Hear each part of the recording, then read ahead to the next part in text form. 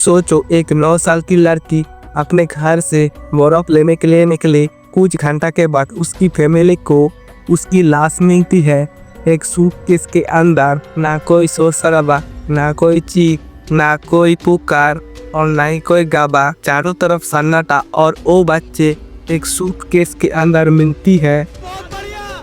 मैं तो अपनी देर में बहुत बढ़िया सोच रहा हूँ। उसके खानदान के खिलाफ उसके परिवार रिश्तेदार चलने चाहिए सब पे।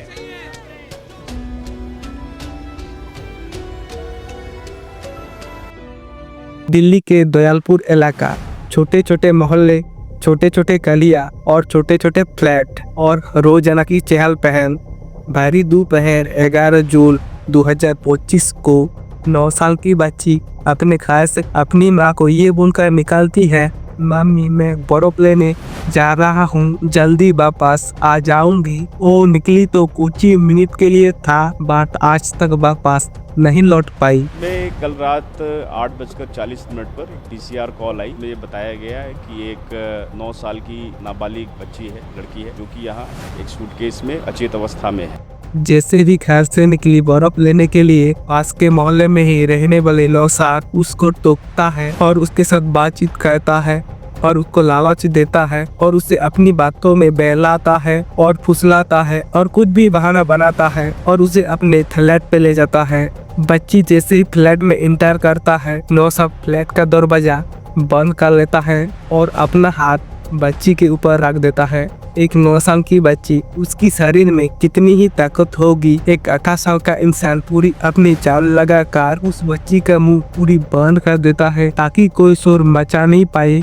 और उसकी बात शुरू होती है हैवानियत का खेल। एक 18 साल का इंसान 9 साल की बच्ची के साथ बलात्कार करता है, उसकी गला दबाकर उसकी हत्या कर देता है और उसकी बॉडी को एक सूटकेस के अंदर भर देती है और उस कमरे में ताला लगाकर वहां से भाग जाता है।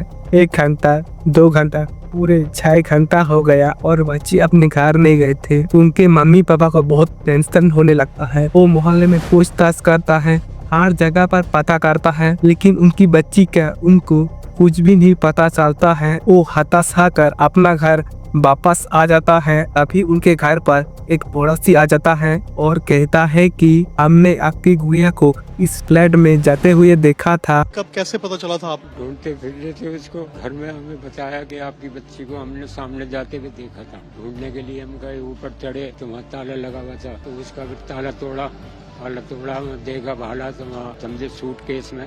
उस बच्ची का पिता दौड़कर उस फ्लैट पर जाता है और देखता है कि उस फ्लैट पर तो ताला लगा हुआ है, लेकिन एक 9 साल की बच्ची के बाप अपनी बच्ची को जोर शोर से ढूंढने लगा हुआ था और वो कुछ नहीं सोचता है और वो उस फ्लैट का ताला तोड़ देता है। उस फ्लैट में जब वो एंटर होता है, उस फ्लैट का सारी चीज उनको नॉर्मल लगता है, लेकिन उधर ही एक साइड में एक सूटकेस पड़ा हुआ था। बच्ची के पिता को उस सूटकेस उनको थोड़ा सा अजीब लगता है, क्योंकि उस सूटकेस ऐसा लग रहा था जैसे अभी अभी पैक किया गया हो, अभी अभी उस सूटकेस को बंद किया गया हो। बच्ची के पिता उस सूटकेस को ओपन करता है, उसके बाद वो जो देखता है उनके पैरों से नीचे जमीन खिसक जाता है। वो अपनी ही बच्ची की बॉडी देखता है और ये देखकर वो पागल के जैसे हो गई और जोर जोर से चिल्लाने लगता है, भाई यहाँ कौन रहता है?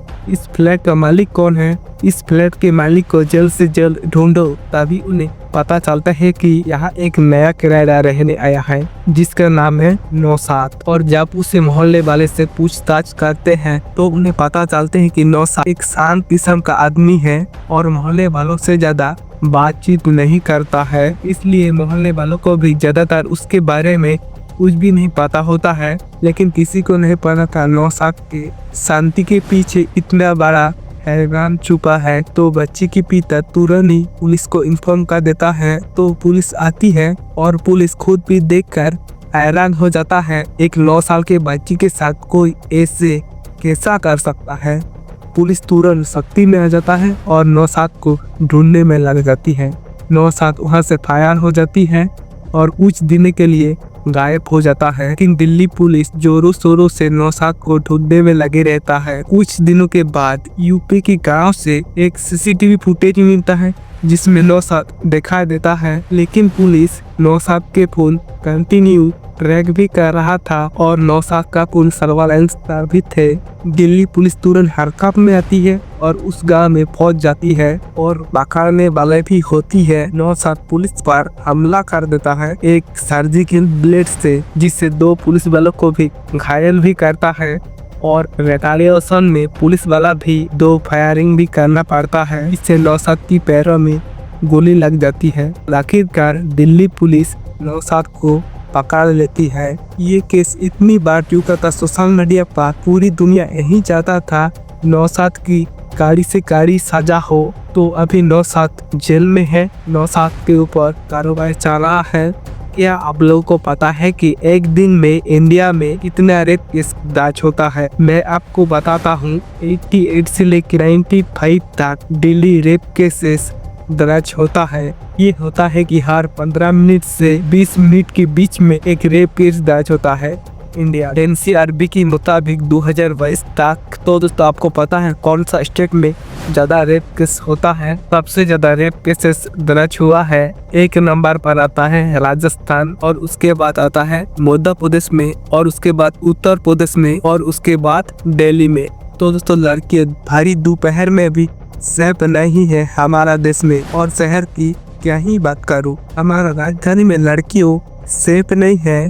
तो दोस्तों वीडियो कैसा लगा कमेंट करके जरूर बताना। अगर अच्छा लगा तो लाइक सब्सक्राइब और लोगों के पास शेयर कर देना, क्योंकि इसी तरह क्राइम स्टोरी वीडियो इस चैनल पर लाता रहूंगा। तो दोस्तों मिलते हैं अगले वीडियो पर, तब तक के लिए जय हिंद, बोले मातरम।